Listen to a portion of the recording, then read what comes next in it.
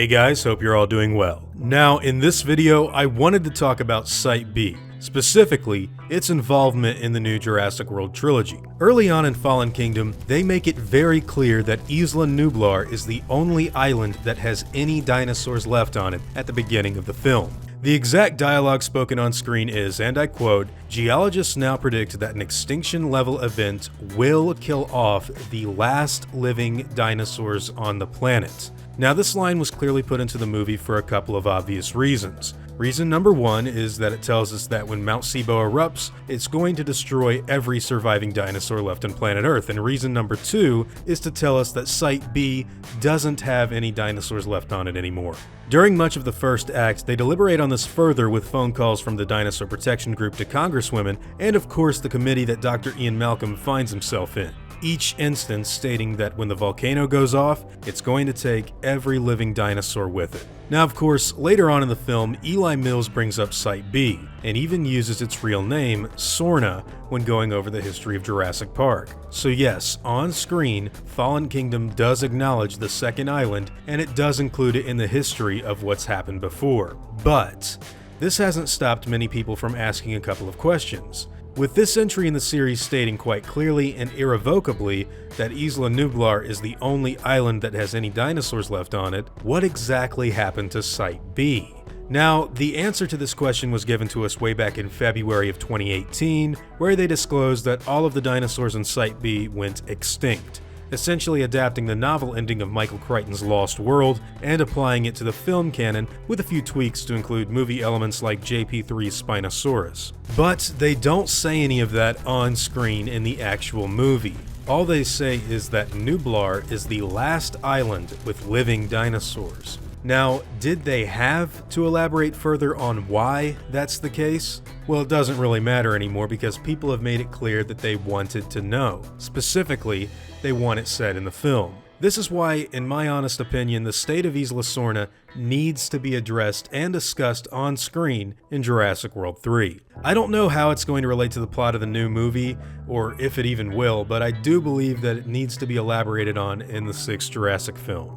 And my main reasoning for this is simply because a lot of people want it to happen, so why not? Whether this is told through a heavy exposition dump, a la The Lost World, where John Hammond tells Malcolm and the audience about Site retcon, is up to those involved. Now, I've made it abundantly clear several times that I love The Lost World Jurassic Park, and I also love Jurassic World Fallen Kingdom. That being said, I will say that the smart thing for anyone involved in the next movie would really be to include some sort of explanation to the audience on what happened to Sorna. Just to make it abundantly clear for everyone sitting down and watching the final movie. You want to know what happened? Here you go. Cut and dry, question answered. Even though the plot of Fallen Kingdom didn't deal with Sorna in any way, shape, or form, I know a lot of people were under the impression that Site B should have been the island that they need to take all of the dinosaurs to.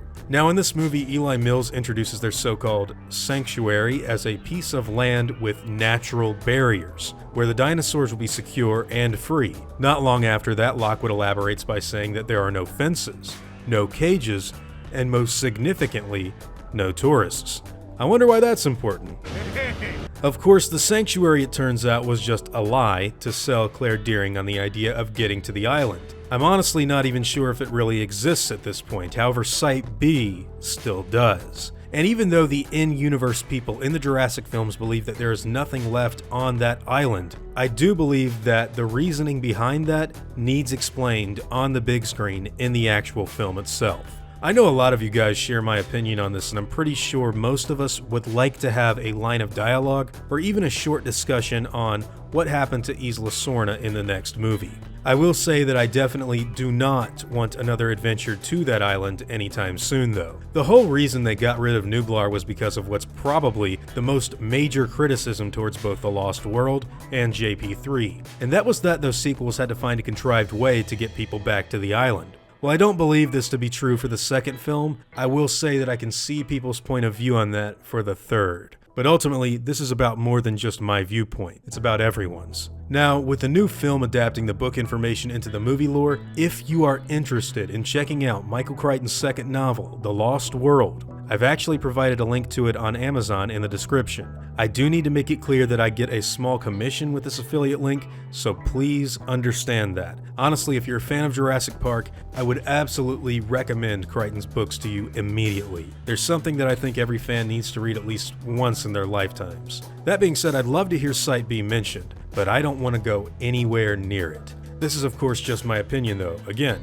what do you guys think Isla Sorna's involvement should be in Jurassic World 3?